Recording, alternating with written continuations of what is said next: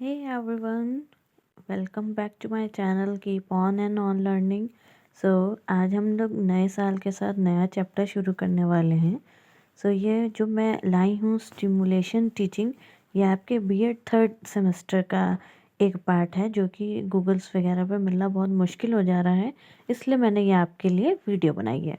तो stimulation teaching जो है वो फर्स्ट यूज बाय क्रंकशांक इन 1966। तो ये क्रंकशांक ने 1966 में इसका पहला यूज़ किया था स्टिमुलेशन टीचिंग का, और टीचिंग को डेवलप करने के लिए इसका यूज़ किया गया था और वो अभी तक चलता आ रहा है। आपको पता ही है कि टीचिंग को डेवलप करने के लिए नई नई चीज़ें आ रही हैं, नई नई टेक्निक्स आ रही हैं, तो ये उसमें से एक है। इन आर्टिफिशियल कंडीशन में हम बिल्कुल रियल टीचिंग करें, that is called stimulated teaching. तो हम लोग आर्टिफिशियल कंडीशन, जैसे सपोज़ कीजिए एक क्लासरूम में आप बैठे हैं और वहाँ पर आप लोग एक स्टूडेंट का भी रोल प्ले कर रहे हैं, एक टीचर का भी रोल प्ले कर रहे हैं और एक लिसनर का भी रोल प्ले कर रहे हैं। तो इसी को कहते हैं आर्टिफिशियल कंडीशन, और उसमें हम लोग बिल्कुल रियल एक्टिंग कर रहे हैं, रियल टीचिंग कर रहे हैं, तो उसे हम लोग स्टिमुलेशन टीचिंग कहते हैं।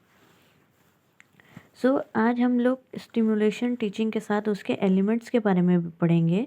उसके 3 तरह के एलिमेंट्स होते हैं, डायग्नोस्टिक, प्रिस्क्रिप्टिव और इवोलेटिव। तो डायग्नोस्टिक में हम लोग क्या करते हैं, हम लोग इस एलिमेंट में, in this element we find the problems.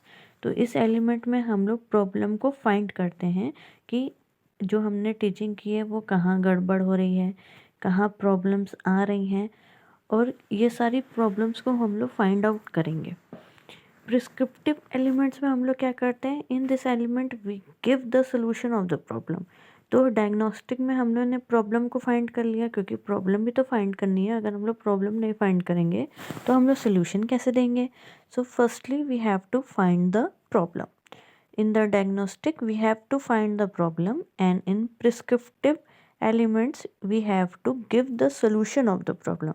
तो जो प्रिस्क्रिप्टिव एलिमेंट्स होते हैं उसमें हम लोग प्रॉब्लम का सलूशन निकालते हैं कि ये प्रॉब्लम हो गई थी। जैसे कि आपने कुछ चैप्टर पढ़ाया और वो चैप्टर में कुछ चीज़ें, जो वर्ड्स थे वो डिफ़िकल्ट थे, तो वो आपके प्रॉब्लम आ गए। अब आप इसका सलूशन कैसे निकालेंगे, आप लोग इसका सलूशन उस वर्ड्स की मीनिंग निकाल के करेंगे ना।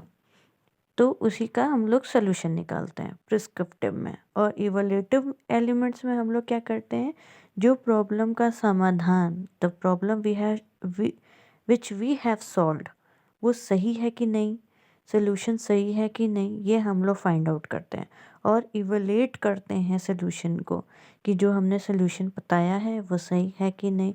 क्योंकि जैसे कि मैंने आपको एक एग्जांपल दिया कि वर्ड्स टफ हो गए, हमने उसकी मीनिंग निकाल ली। तो स्टूडेंट्स, एक वर्ड्स के डिफरेंट मीनिंग होते हैं, डिफरेंट उसके मीनिंग्स होते हैं। दैट्स वाई हम लोग उसको इवैल्यूएट करेंगे फिर से, कि जो हम लोग ने आंसर फाइंड किया है वही आंसर सही है कि नहीं, और अगर नहीं सही है तो हम लोग फिर दूसरे प्रॉब्लम का सलूशन करेंगे। This much for today. Have a great year. Thank you.